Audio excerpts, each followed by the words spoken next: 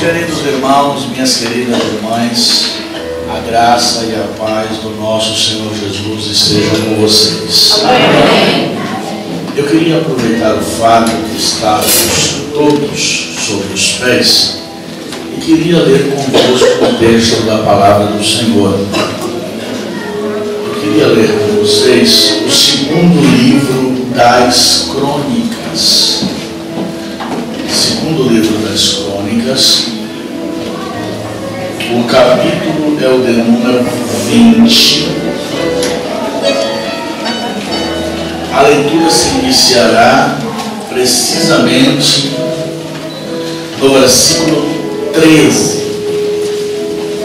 Segundo livro das Crônicas, capítulo de número 20, versículo de número 13. Aqueles que encontraram, se manifestem com um amém. Amém.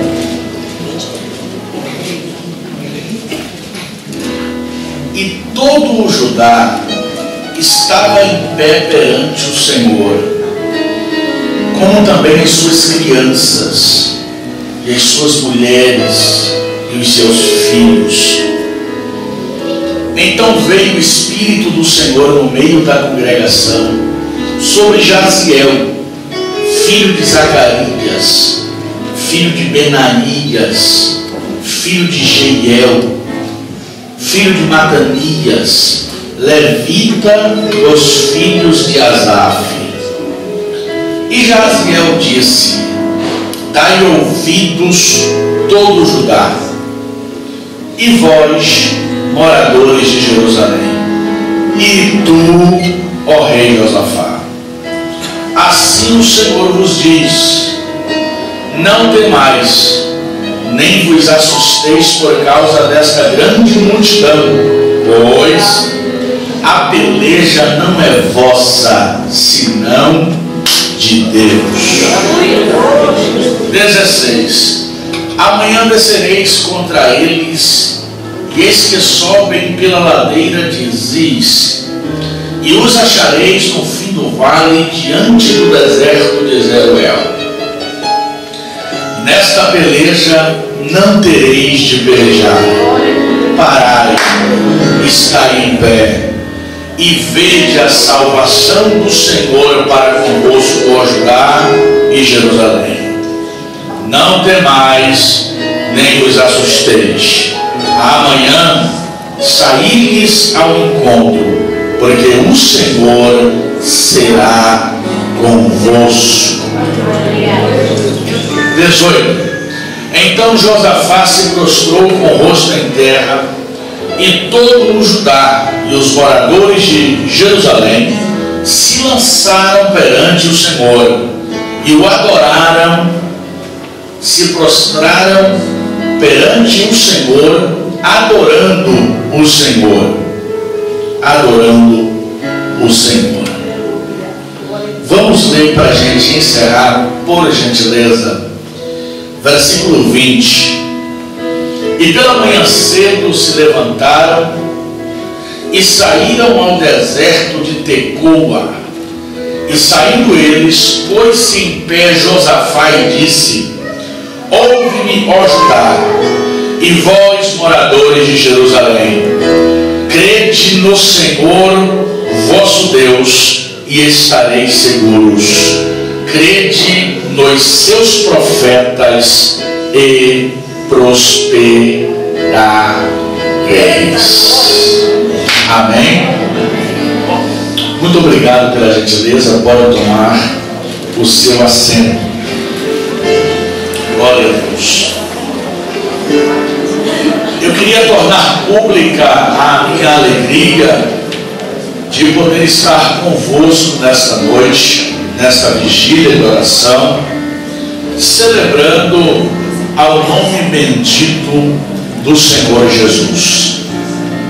Fazem aproximadamente 2 anos que aqui estivemos e tivemos a oportunidade de falar-lhes a palavra de Deus em um dia de semana, não sei se quarta ou quinta, mas estivemos convosco e o Senhor Deus preparou a oportunidade de regressarmos a Portugal e trazer-lhes uma palavra de Deus.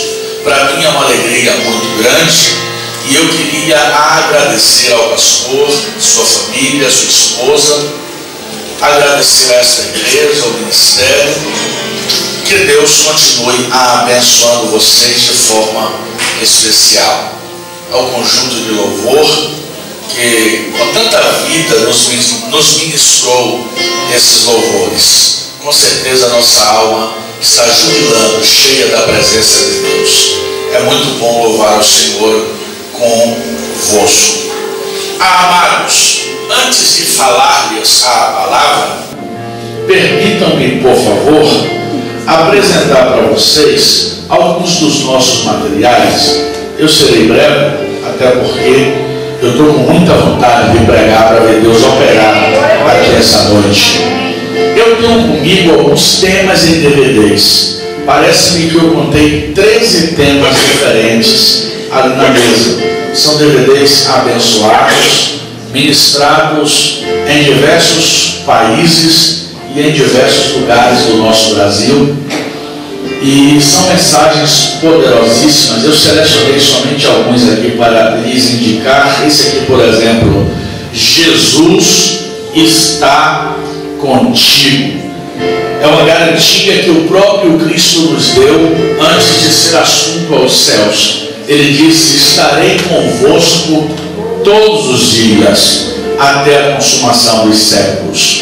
E nós fazemos uma abordagem da companhia de Cristo que é feita para a igreja, e assim Ele nos guarda e nos livra de todo mal. Mensagem poderosa. Essa aqui, ó. Conselhos para manter a chama acesa.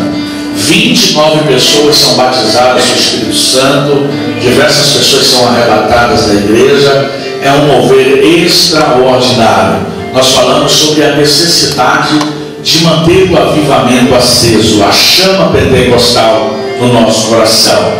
Afinal de contas, a Bíblia diz em Levítico capítulo 6, versículo 13, que a chama arderá continuamente sobre o altar e não se apagará. Na verdade, isso é uma lei para que o sumo sacerdote, todos os dias de manhã, remova do altar as cinzas, recoloque lenha, para que este possa queimar diuturnamente. E nós falamos sobre a necessidade de ter o fogo de Deus aceso no coração. Neste DVD nós fazemos uma coletânea, 4 pregações unidas em um único DVD, uma seleção de 4 mensagens novas e poderosas. Além dos DVDs, eu tenho este seminário. Aqui são mais de 10 horas de estudo bíblico, divididos em 8 DVDs. Nós falamos sobre os mistérios do Apocalipse. É um seminário que nós abordamos todo o contexto histórico e sociocultural da época em que foi escrito o livro de Apocalipse, as circunstâncias em que viveu o autor. Fazemos uma narração detalhada da biografia do autor e nós culminamos falando sobre as 7 cartas e as 7 igrejas que são mencionadas no Apocalipse. São 8 DVDs e mais de 10 horas de estudo bíblico para o seu coração, para que a sua fé e o seu conhecimento possa ser acrescido.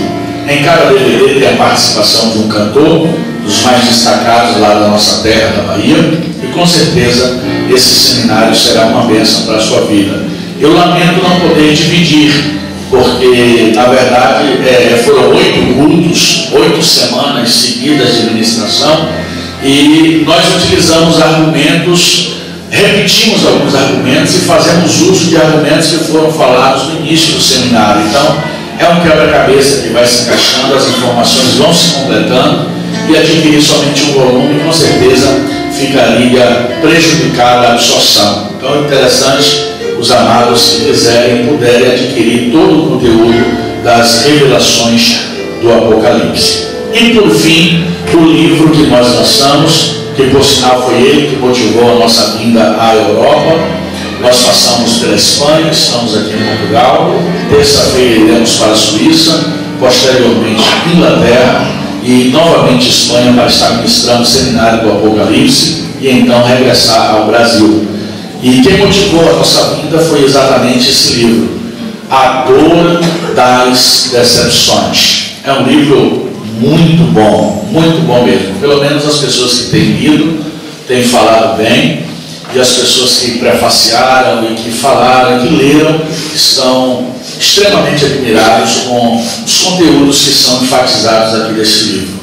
Nós tratamos sobre o paralítico do tanque de Betesda, que há 38 anos sofria esperando um milagre da parte de Deus. E nós fazemos uma análise psicológica da vida daquele homem. E nós descobrimos que ele era extremamente propenso à depressão. Depressão que, segundo estatística, daqui a 20 anos será a maior causa de mortes em todo o mundo, talvez perdendo somente para doenças de ordens coronárias ou problemas de coração. E segundo a sociologia moderna, este seria o mal do século. E nós fazemos uma análise sobre o ponto de vista clínico e psicoterápico da vida deste paralítico e da depressão. E mostramos os meios pelos quais Deus trata uma pessoa com sintomas depressivos. O salmista, certa vez, estava não em depressão, mas ele estava com sintomas depressivos. E foi aí que surgiu o salmo de solilóquio. É quando ele fala com a sua própria alma. Sem saber o motivo, pastor Enéas, ele pergunta ao seu próprio coração, à sua própria alma: por que estás abatida, minha alma? E por que te perturbas dentro de mim?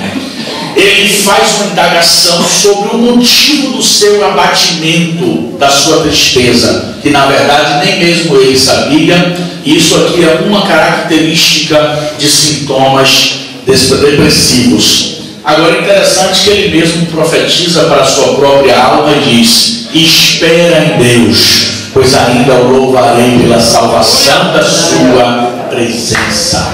Então, é um livro muito abençoado e com certeza vai abençoar a sua vida. A dor das decepções. Então nós temos esses materiais ali naquela mesa.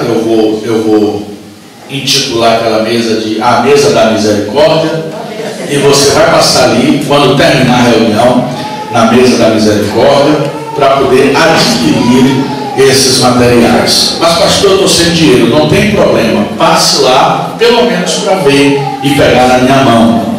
Porque a Bíblia diz que as coisas que os olhos veem, o coração deseja. Você vai ver, o coração vai desejar, o irmão que vai estar do seu lado vai lhe emprestar 10 euros e você vai comprar. Em nome de Jesus. O Pai já me mostrou tudo. Amém? Estou brincando, mas passe ali para pelo menos dar uma olhada nesse material, que é coisa boa, é coisa de Deus. Os DVDs, eu tenho mais de 13, mais de 10 temas, apenas 5 euros, qualquer tema, tá bom? Um é 5 e 3 por 10. Você querendo levar 3, você leva 3 por 10. O livro, apenas 10. E o seminário do Apocalipse, apenas 50 euros, tá bom? O pessoal pode pagar com multibanco, pastor? Pronto. Você que deseja adquirir os materiais e pagar com multibanco, pode ser aceito sim. Eu queria só presentear com um livro o pastor Enéas. Deus abençoe o pastor.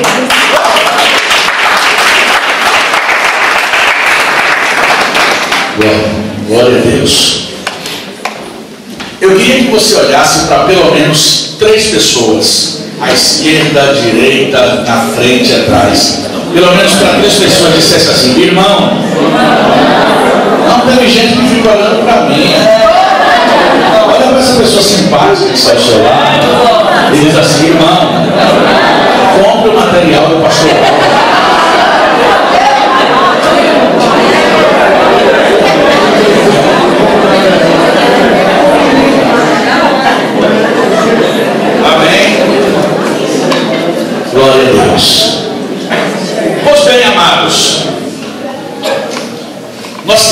lido aqui esta noite um texto bíblico muito importante e que tem um cunho profético extraordinário. Entretanto, para que melhor possamos compreender o texto lido, eu preciso fazer aqui algumas considerações históricas. E essas considerações históricas vão servir como pano de fundo e vão acender luzes sobre o episódio que nós haveremos de comentar. Nesta época, o reino já estava dividido em Reino Norte e Reino Sul. O Reino Norte estava sendo presidido por Acabe. O Reino Sul estava sendo presidido por Josafá. Eram 10 tribos que compunham a parte norte, e eram 2 que faziam parte da parte sul. E segundo a Bíblia Sagrada, quem presidia o Reino Sul era Josafá, um homem crente, um homem piedoso, um homem que a Bíblia traduz um testemunho magnífico sobre a sua pessoa. A Bíblia diz que ele fez as coisas que eram retas aos olhos de Deus.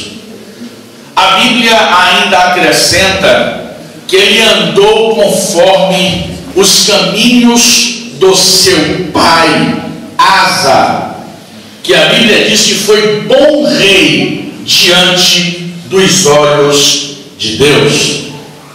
O testemunho que a Bíblia traduz sobre Josafá é o mais benéfico possível, porque ele era um homem temente a Deus, um homem piedoso. Com 25 anos, ou melhor, com 35 anos de idade, ele assume o reinado do Reino Sul. E segundo a Bíblia, por 25 anos ele reina em Judá. E o reinado de Judá prosperou sobre a sua regência. Somente se faz 2 pontuações negativas sobre Josafá. Ele prosperou, muito pelo contrário da realidade do Reino Norte, que estava sendo presidido por Acabe, e que enfrentava uma das maiores apostasias de sua história. Justamente porque Acabe havia se casado, havia contraído núpcias com Jezabel, que era filha do sacerdote de Baal, e a responsável pela introdução do culto a Baal dentro da liturgia religiosa de Israel. Então, enquanto o Reino Norte estava enfrentando uma apostasia sem igual, sem par, sem precedentes, a Bíblia diz que o Reino Sul prosperava pela fidelidade de Josafá para com Deus. Nessa altura, Deus levanta o profeta Elias no Reino Norte para confrontar a Acabe com a sua esposa Jezabel e mostrar, sobretudo, que eles estavam levando a nação à falência, à ruína. Ao passo, em contrapartida, o Reino Sul prosperava, o Reino Sul crescia, as pelejas eram vencidas, porque Josafá servia fielmente ao Senhor. Como vos disse, 2 pontuações negativas apenas são feitas sobre a vida de Josafá. A primeira é que em todos os seus 25 anos de reinado, ele não retirou os altos e os baixos da idolatria que foram impostos com a autorização dos seus antecessores.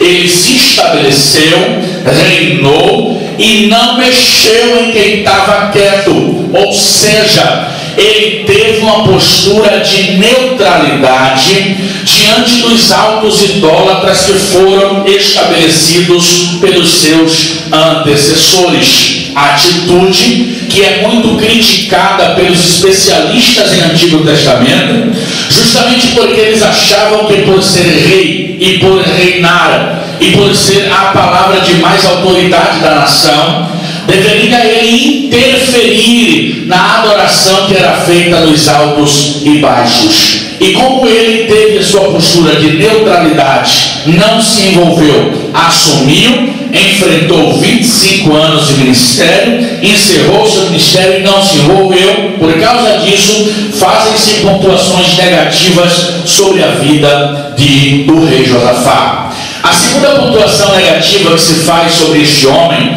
foi a sua aliança com Acabe, registrada no segundo livro dos Reis, capítulo de número 22, quando a Bíblia diz que Acabe convida Josafá para pelejar contra Ramote de Gileade.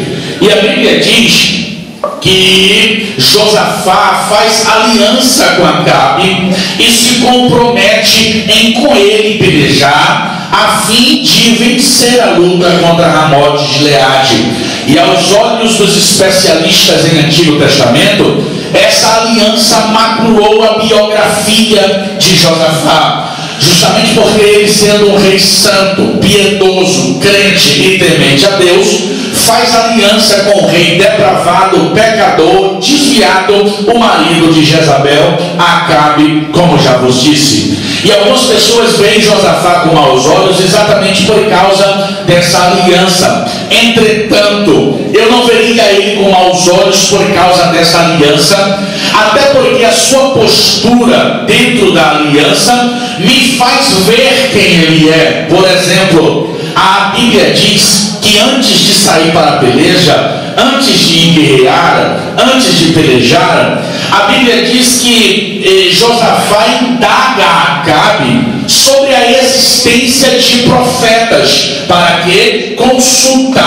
para se consultar a palavra do Senhor Deus e saber qual seria o posicionamento de Deus diante daquela peleja. Porque Josafá não queria confiar nos seus instrumentos bélicos ou nas suas estratégias de guerra. Josafá queria confiar na potente mão do Senhor Deus. Por isso entendam, antes de sair para a peleja com Acabe, na aliança feita, Josafá vai orar, vai buscar a presença de Deus, vai procurar saber qual era a posição de Deus, se Deus estava com ele ou se Deus não estava, se Deus iria abençoar ou se Deus não iria abençoar. Até porque acredito eu que Josafá sabia que os carros e os cavalos podem até preparar-se para o dia da batalha, mas a vitória só vem do Senhor, aquele que fez os céus e aquele que fez a terra.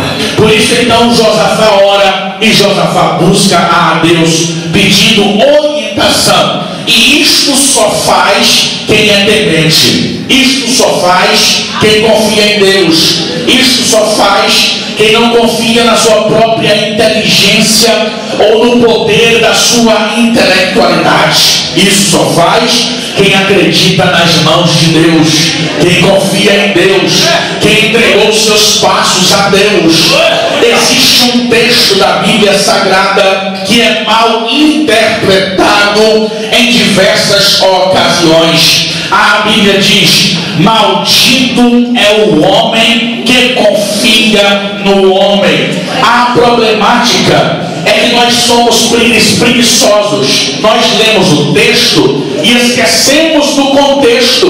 Nós só lemos essa primeira parte do versículo. E ora, será que Deus, que propõe a união, que propõe a confiança, que propõe a relação verdadeira e sincera entre seus filhos, iria nos instigar a ficar com o olho aberto e outro fechado com relação aos nossos irmãos? Será que Deus iria colocar em nossa mente a desconfiança para com o nosso irmão? Não, ali não se trata de desconfiança. A Bíblia diz: maldito é o homem que confia no homem e faz do seu braço de carne a sua força. aquilo ali é uma crítica às pessoas que confiam na sua própria intelectualidade, as pessoas que confiam em seu intelecto e que confiam nas suas estruturas, nas suas forças e pensa que vai vencer justamente por ter estrutura mental, psicológica ou até mesmo financeira. É por isso que a Bíblia diz: maldito é o homem que confia no próprio homem.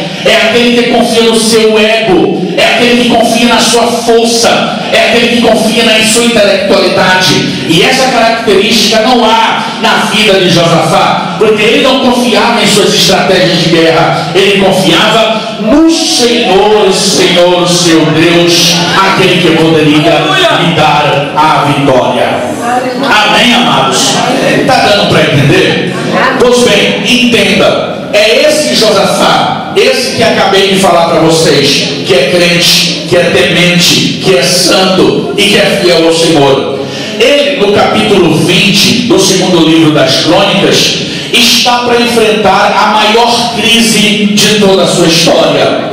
É uma rebelião feita por 3 nações: os filhos de Amon, os filhos de Moabe e os habitantes da montanha de Seir. 3 nações depravadas, 3 nações perigosas estão fazendo aliança com a intenção de pelejar contra Josafá. Especialistas dizem que esta foi a maior crise vivida por Josafá em toda a sua história. Ele estava prestes a entrar em uma trincheira de guerra como sem precedentes em toda a história do seu reinado, até porque eram 3 nações fortemente armadas, e não precisa ser estrategista de guerra para entender que isso aqui é uma covardia, que afinal de contas era 3 contra 1. E como se não bastasse, vocês conhecem a história da procedência dessas 3 nações. Por exemplo, os amonitas e os filhos de Moabe descendem de Ló, quando a Bíblia diz que as suas filhas o embriagaram, e ele estando embriagado e não tendo mais a sua esposa, pois foi convertida em uma pedra de sal, a Bíblia diz para que não morresse o nome, para que não se acabasse a genealogia e a história. Elas se embriagam o pai, deitam-se com o pai, e ambas as filhas concebem do próprio pai. E o nome de um dos filhos foi Amon, e o nome do outro foi Moabe. E deles descendem toda esta nação tribulada, periculosa, truculenta, violenta e estrategista de guerra. E agora são eles, junto com o povo da Síria, da além do Jordão, exatamente da montanha de Seir, que era a mais periculosa de todas as 3 nações. Eles agora estão em aliança e estão vindo pelejar contra Josafá. E a Bíblia diz que o murmúrio chegou no ouvido do rei. Josafá, por ser crente, por ser fiel, por ser piedoso, quando ouve falar que está vindo da lei do mar 3 povos, 3 nações ao seu encontro para te destruir, a Bíblia diz que automaticamente ele proclama um jejum em toda Judá. E a Bíblia diz que ele vai para o templo orar e buscar a presença do Senhor Deus. E a Bíblia diz que ele começa a orar pedindo o socorro do Senhor, pois Josafá sabia perfeitamente que não tinha força suficiente para vencer aquela peleja. Nós lemos aqui esta noite exatamente isso, ou seja, enquanto ele orava, Deus já estava preparando um cenário profético para que o homem se levantasse com a voz profética e entregasse a ele uma palavra que iria revolucionar não somente o seu coração, mas a atitude de todo o povo que estava dentro da igreja. Ou seja, diante da oração que ele estava fazendo, Deus estava prestes a influenciar toda uma nação através das palavras de Jaziel. Mas antes de falar-lhes sobre as palavras de Jaziel, permitam-me, por favor, falar-lhes ainda do drama que estava vivendo Josafá dentro da igreja, clamando e pedindo a ajuda de Deus. Ele estava nas eminências de uma guerra, e o pior, sem saber a estrutura bélica do seu inimigo, e por isso um pavor aumentava em seu coração. Aquela guerra fria e psicológica, o medo e o terror sem saber o que está por vir, e somente clamando ele esboça a sua preocupação. Agora entenda, o versículo 12, versículo anterior ao versículo de onde nós iniciamos a leitura, ele esboça todo o seu drama psicológico. Eu vou ler para vocês o que ele disse no versículo 12, um versículo inicial ao versículo que nós iniciamos a leitura. Ah, Deus nosso, isso aqui é parte da oração. Ele começa a orar no início do capítulo 20. Aqui no versículo 12 já é parte da sua oração. Aí ele diz assim: ah, Deus nosso, porventura não o julgarás, porque em nós não há força perante esta grande multidão que vem contra nós, e não sabemos nós o que faremos. Dá para você ter noção do drama, do medo que ele estava vivendo? Dá para você ter noção aqui com essas palavras? A situação era tão dramática que o rei chegou a ficar sem saber o que fazer. O rei ficou tão preocupado, o rei ficou tão dramatizado, ele ficou tão melancólico, tão preocupado, que ele chegou a esboçar todo o seu drama dizendo: eu estou desequilibrado emocionalmente, eu não sei o que fazer. Agora é interessante que mesmo sem saber o que fazer, mesmo preocupado diante da crise, mesmo preocupado diante do problema, mesmo dramatizado por causa da pressão psicológica das eminências de uma guerra, ele esboça uma palavra magnífica e maravilhosa. Veja só o que ele diz: ah, Deus nosso, porventura não os julgarás, porque em nós não há força perante esta grande multidão que vem contra nós, e não sabemos nós o que faremos, porém os nossos olhos estão postos em ti. Era como se ele dissesse: Deus, a situação é complicada, nós somos pequenos diante desse exército. Deus, a crise é extraordinária. Deus, nós somos tão pequenos que seremos consumidos se não tiveres misericórdia. Deus, nós não sabemos o que fazer, mas saiba de uma coisa, Senhor, nós estamos olhando para Ti, porque nós confiamos nas Tuas mãos. Nós sabemos que o Senhor é grande, nós sabemos que o Senhor é maior do que o exército inimigo, e nós estamos olhando para Ti, porque sabemos que do Senhor virá a providência. Eu queria que você tocasse no ombro dessa pessoa que está ao seu lado e diga assim: ó, olhe para Deus, porque dele virá a sua providência. Olha para Deus, porque dele vem a vitória. Olha para Deus, que dele vem o socorro. Olha para Deus, que dele vem a tua bênção. Quem acredita que do Senhor vem a bênção e o socorro, levante a mãozinha para adorá-lo. Amém, amados? Está dando para entender? Está dando para entender? Diga amém. Pois bem, a crise está estabelecida, as trincheiras de guerra estão sendo postas, o exército inimigo está vindo, e Josafá está dentro da igreja, triste, abatido e preocupado, e dizendo: Deus, nós precisamos de um socorro, de uma providência. Enquanto Josafá está orando e pedindo a providência a Deus, a Bíblia diz que o Espírito de Deus desce sobre Jaziel. E a Bíblia diz que o Espírito de Deus desce sobre Jaziel, e ele levanta-se com voz profética diante de toda a igreja. Olha para o povo e diz: povo de Deus, não temas diante desta multidão. Olha para o rei e diz: e tu, ó rei Josafá, nessa peleja vocês não vão precisar pelejar. Fica em pé e contempla o trabalhar do Senhor Deus, porque a peleja é de Deus. Eu vim aqui profetizar esta noite que Deus vai entrar em guerra de crente aqui só para te dar vitória. Eu profetizo que Deus vai pelejar a tua peleja aqui essa noite.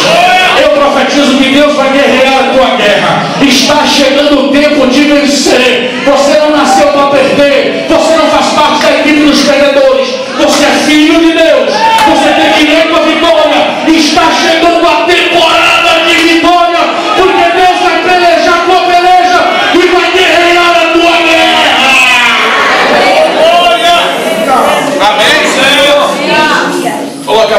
da pessoa do seu lado. Glória! Diga assim: Deus vai guerrear a sua guerra. Deus vai pelejar a sua peleja. Deus vai botar o inimigo para correr. Eu creio em Deus. Mas pastor Álvaro, fala. Deus vai entrar na minha guerra, Pai. E a Bíblia diz que quando ele entra na guerra, ele quebra o arco, corta a lança, queima os carros no fogo, olha para você e diz: fica quieto, porque eu sou Deus. Quem pode acreditar nesse mistério? Quem pode acreditar? Quem pode acreditar? Quem pode acreditar? Enquanto Josafá está em crise orando, Deus está preparando o cenário profético da vitória. Talvez você não sabe, mas enquanto você ora aqui nessa vigília, Deus está preparando o cenário da tua bênção, o cenário da tua vitória. E talvez você está desesperado, pensando que Deus está calado. Ei, deixa eu dizer uma coisa: Deus pode estar calado, mas não está parado. Está trabalhando por fora, está preparando o cenário. Você está na roda da promessa. Acredita, Deus vai se levantar.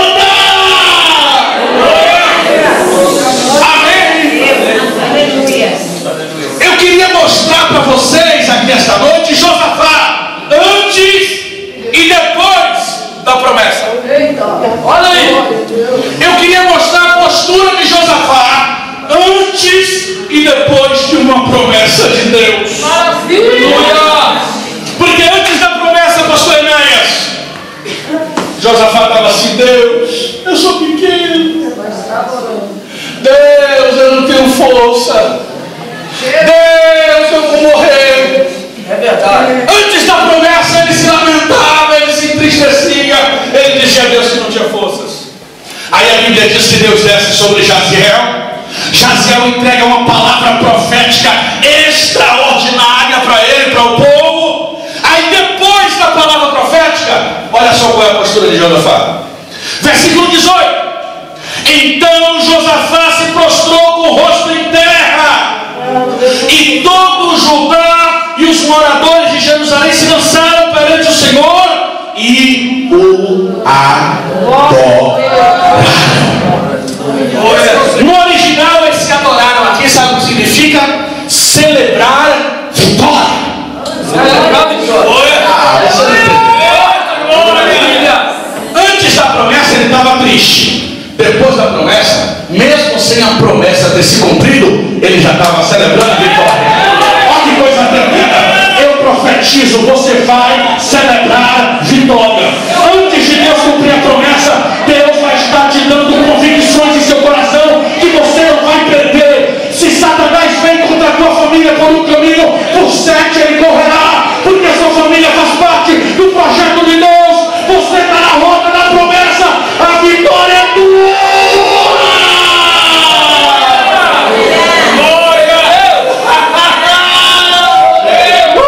Quem pode levantar a mão assim? Quem pode levantar?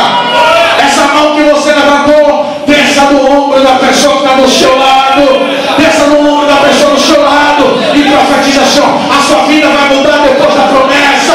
A sua história vai mudar depois da promessa. Tudo muda depois da promessa. E a promessa está falando aqui esta noite: eu vou te dar vitória, diz o Senhor.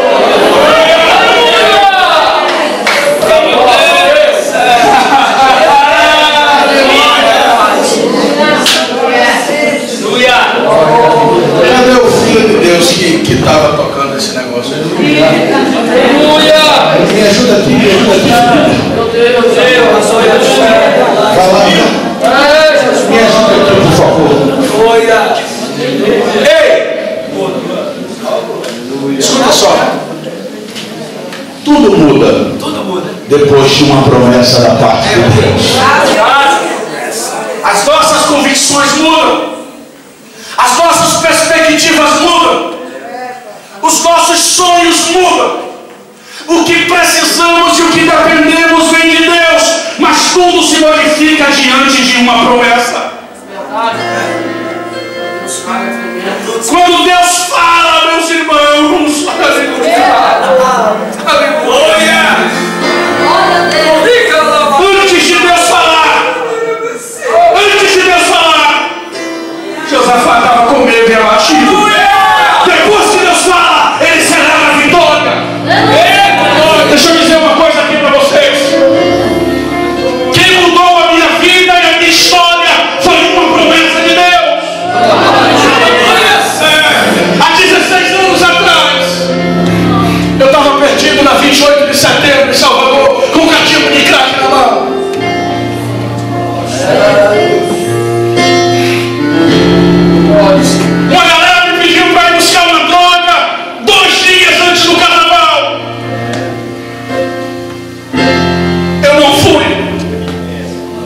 fui visitar uma irmã da igreja, uma antiga missionária, amiga da família.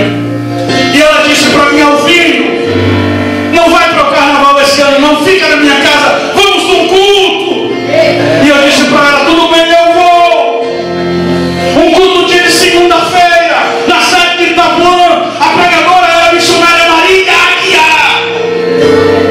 Eu estava indo para o culto, uma irmã me atalhou no meio do caminho e disse: eu não te conheço, mas o Senhor mandou para lá contigo aqui essa noite.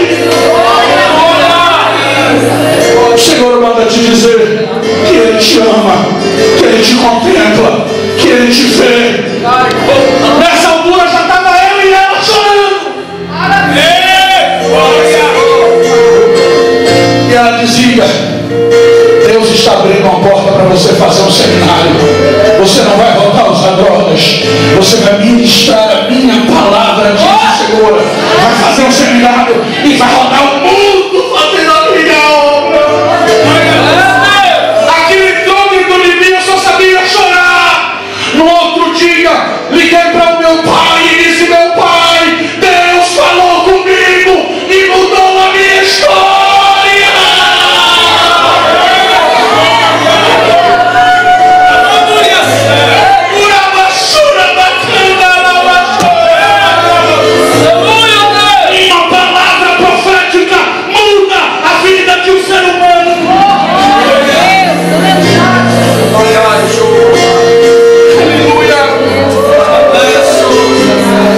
Levante a sua mão, levante a sua mão, levante a sua mão.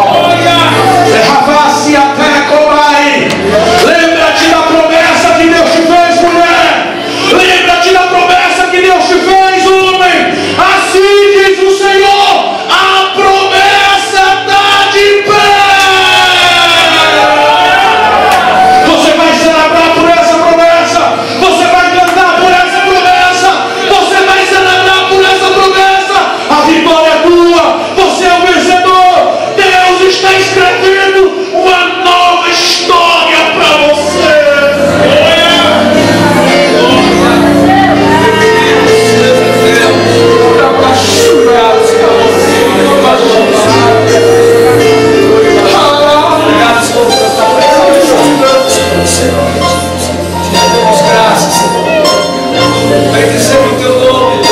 Antes da promessa, Josafá está triste. Depois da promessa, ele está celebrando uma vitória que ainda não recebeu. Eu queria que você tocasse no ombro da pessoa que está ao seu lado e dissesse assim: hoje você vai celebrar a vitória que ainda não recebeu. Que loucura, né? Eu não sei aqui no Portugal, mas lá no Brasil, você compra uma geladeira. Não pense você que você vai sair da loja com uma geladeira, não, porque não sabe. A loja vai dar um pedacinho de papel e vai dizer assim para você: dentro de 3 a 5 dias a loja leva lá na tua casa. Aí você pega aquele pedacinho de papel, chega em casa e diz: esposa, essa geladeira velha, vocês aqui talvez não conhecem a realidade, mas lá no Brasil tem muito, que a porta nem fecha mais, tem que pegar um elástico assim. Ela dá já. Aquela 1900 e bolinha. Aí você chega em casa e diz: mulher, esposa, essa geladeira, ó, vai embora. Por quê, meu filho? Porque a geladeira nova chegou. Cadê? Está aqui. Você entrega o papel para ela, mas ela vai dar tanto glória a Deus e tanto aleluia, vai ficar feliz, já vai desligar, tirar os produtos de dentro para poder jogar fora e esperar a nova chegar. Verdade. Mas não chegou ainda, mas ela já está celebrando antes de chegar, porque ela tem a nota fiscal. Você pode não ter a vitória, mas você tem a fé, a nota fiscal, a certeza que a vitória vai chegar. Você tem a promessa, e se a promessa diz que vai chegar, vai! Se a promessa diz que vai chegar, vai! Diga para a pessoa seu lado, se a promessa diz que vai, vai. Satanás pode dizer que não vai, mas se a promessa diz que vai, vai. Os seus inimigos podem dizer que não vai, mas se a promessa diz que vai, vai. Os fariseus podem até dizer que não vai, mas se a promessa diz que vai, vai. Os seus inimigos que não vai com a tua cara, se disserem que não vai, aleluia, pode ficar tranquilo. A promessa dizendo que vai, já foi. Diga para a pessoa do seu lado, se a promessa disse, está dito. Por mais impossível que pareça, por mais louco que seja, se a promessa diz que você vai alcançar, você vai. Se a promessa diz que você vai vencer, você vai. Ainda que seja um exército extraordinariamente grande, se Deus falou que você vai vencer, a Bíblia diz: com meu Deus eu sou muralha e venço o exército. Eu profetizo, Deus vai mudar a sua história. Recebe essa palavra profética.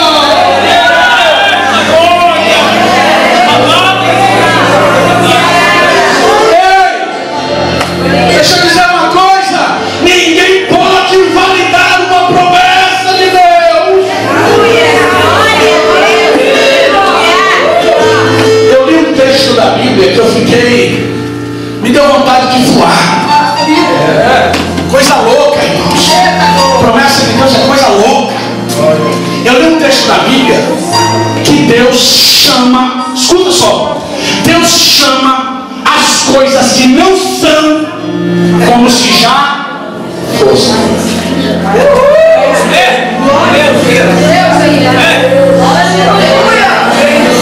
Deus chama o que não são como se já. Para Deus, você não vai ser. Para Deus, você é. Aí um dia você ouviu uma profecia no ciclo de oração: minha filha, eu vou te usar para ser uma cantora e louvar o meu nome em todo o mundo. Aí na sua cabeça você vai ser uma cantora, mas no pensamento de Deus você já é uma cantora. Você não vai ser, você já é. Dá um tapinha no ombro da pessoa que está do seu lado e diga assim: já é. Olha para a pessoa do outro lado e diz assim: já é. Você não vai ser abençoado, você já é abençoado. Você não vai ser cantora, você já é cantora. Você não vai ser profeta, você já é profeta. Você não vai ser, você já é. Porque a promessa diz que você é. E se a promessa diz que você é, você é. Porque a promessa de Deus é maior do que tudo nessa vida.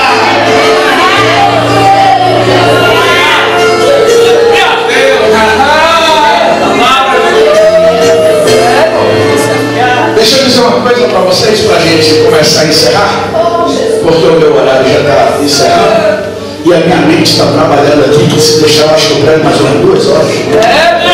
É um problema, parece que quando a HD esquenta, começa a fluir informação.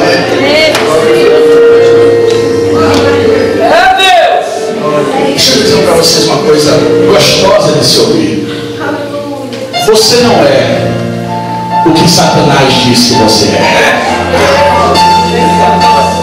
Você não é o que os seus inimigos dizem que você é. Você não é o que os seus amigos dizem que você é. Quer saber de uma para a gente encerrar esse negócio? Você não é nem o que você pensa que é. Você é o que Deus disse que você será. Você é uma bênção. Você é profeta. Você é filho de Deus.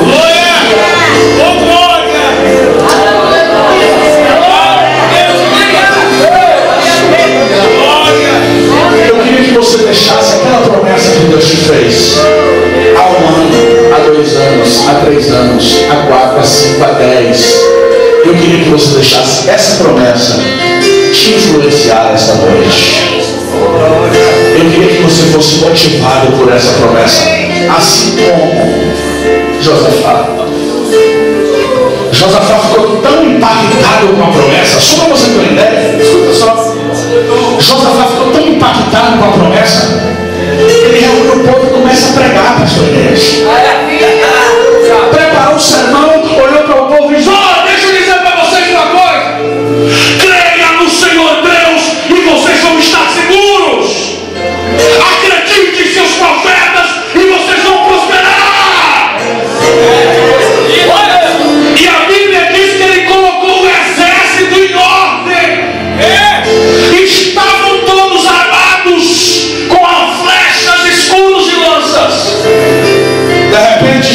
para e disse: tem alguma coisa errada.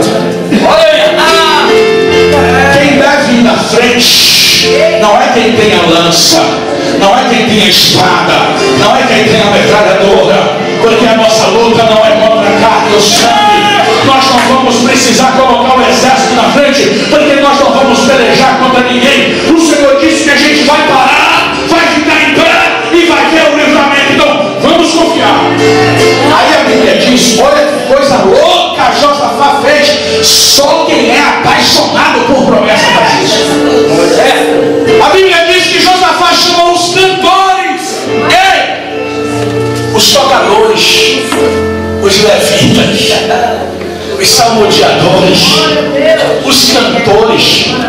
Pegou um povo que canta e colocou na frente dos armados. Quem faria isso em sã consciência? Somente quem é apaixonado por promessa, somente quem acredita nas promessas até debaixo d'água. Eu profetizo, meu amado, se você acreditar na promessa, não importa qual foi o nível, a essência ou a profundidade da promessa, mas se você acreditar, a Bíblia diz: fiel é quem prometeu. Acredite que Deus vai fazer tudo que Ele disse que ia fazer.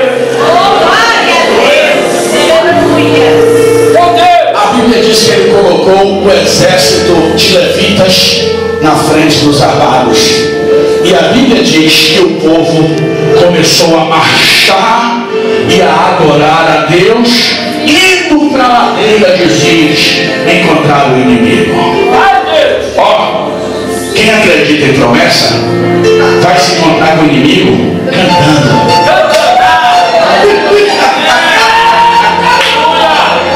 Só o Senhor é Deus. Só o Senhor é Deus. Cantemos com muito, dizendo que só o Senhor é Deus. Só o Senhor é Deus. Só o Senhor é Deus. Cantemos com muita, dizendo que só o Senhor é Deus. Só o Senhor é Deus. Só o Senhor é Deus. Cantemos com muita alegria, dizendo que só o Senhor é Deus. Escuta só, escuta só. Baixinho, só o Senhor é Deus. O povo vai andando e marchando em direção ao inimigo. Eles estão vindo de lá, 3 exércitos: Amon, Moabe e Seir. De repente a Bíblia faz questão de dizer que o Senhor desceu entre eles e começou a colocar emboscadas. Olha que confusão! Enquanto o povo cantava, Deus desceu no meio do inimigo e confundiu a mente deles. Aí sem querer, um deu a topada e tocou no pé do outro. Pô, rapaz, por que você chutou meu pé? Não, desculpa, foi sem querer o quê, rapaz? Tomei.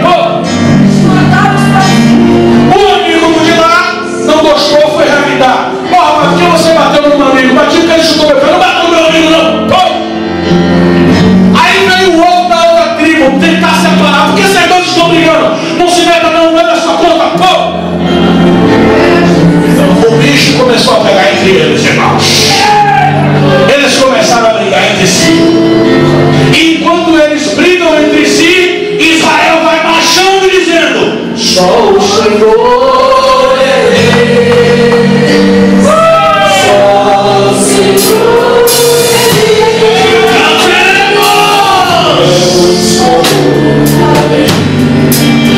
Cantemos.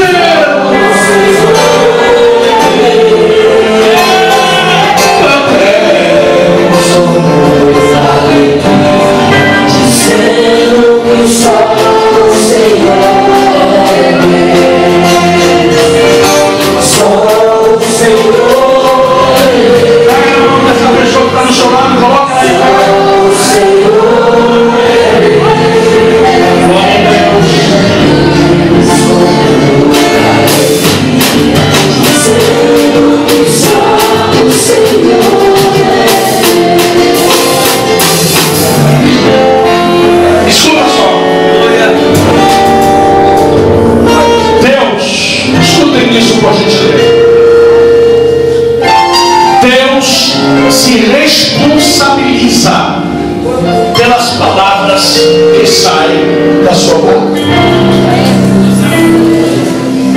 Um certo dia Deus deu a visão. Eu não estou me ouvindo bem. Se puderem dar um pouquinho de retorno aqui, eu agradeço. Um certo dia Deus deu uma visão a Jeremias e perguntou a ele: você está vendo o que, Jeremias? Aí Jeremias disse: eu vejo uma vara de amendoeira. Aí Deus falou: você viu bem, viu a coisa certa, porque eu velo sobre a minha palavra para cumpri-la. No original ali, Deus está dizendo o seguinte a Jeremias: Jeremias, eu faço vigílias acordado, procurando um meio de cumprir as minhas promessas. Aleluia! Diga para a pessoa do seu lado: Deus não dorme enquanto não cumprir a promessa. Deus não dorme enquanto não preparar o cenário profético da sua vitória. Eu não sei porque você não está conseguindo dar glória a Deus por isso que eu estou dizendo.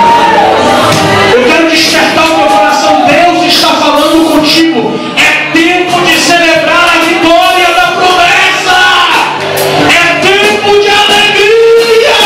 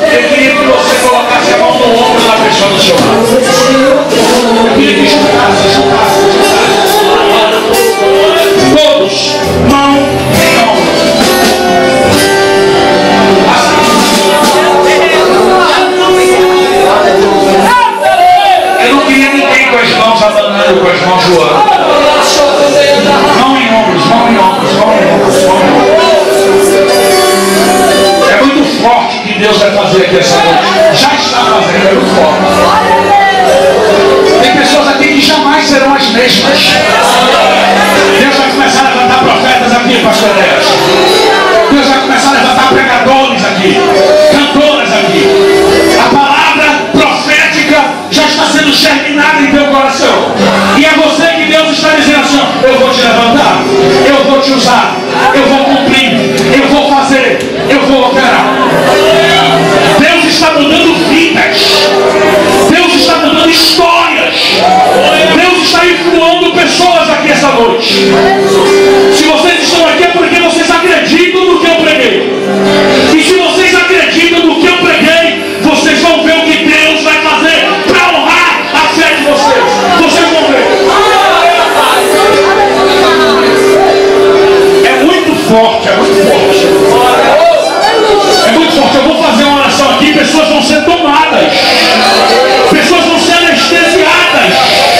Pessoas podem até cair no chão e não aguentar de tanto poder que Deus já está liberando sobre nossas vidas agora.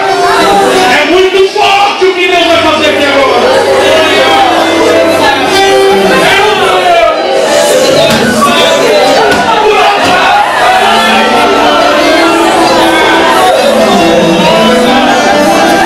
Influenciados por promessas.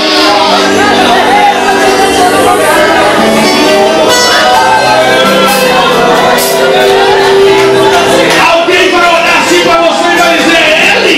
É ela? Não acredito, e você vai dizer: foi a promessa. Foi a promessa. Quem vai te levantar é a promessa. Quem vai te colocar de pé é a promessa. Quem vai gravar o seu CD é a promessa.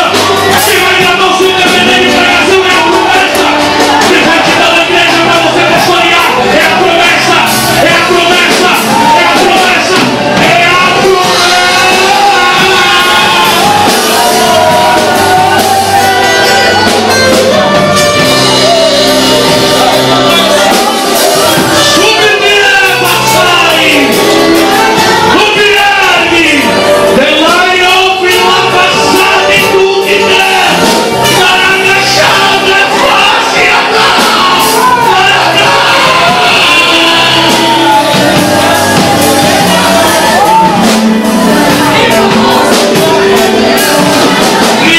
Influenciados por promessas.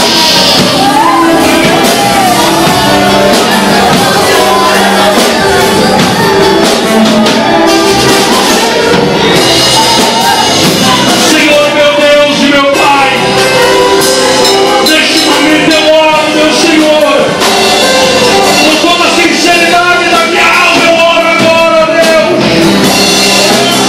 Eu te peço em nome de Jesus, faz o que o Senhor quer fazer aqui essa noite. Opera como o Senhor quer operar aqui essa noite.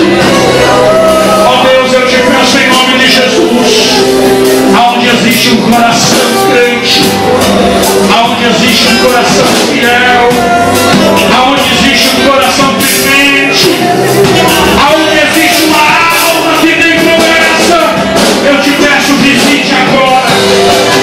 Eu te peço, toque agora. Eu te peço, derrame a porção do teu Espírito agora. O vier que sai, chama sangue de guiada, cura. Ó Deus, eu te peço em nome de Jesus, que o teu filho e que tua filha seja impactado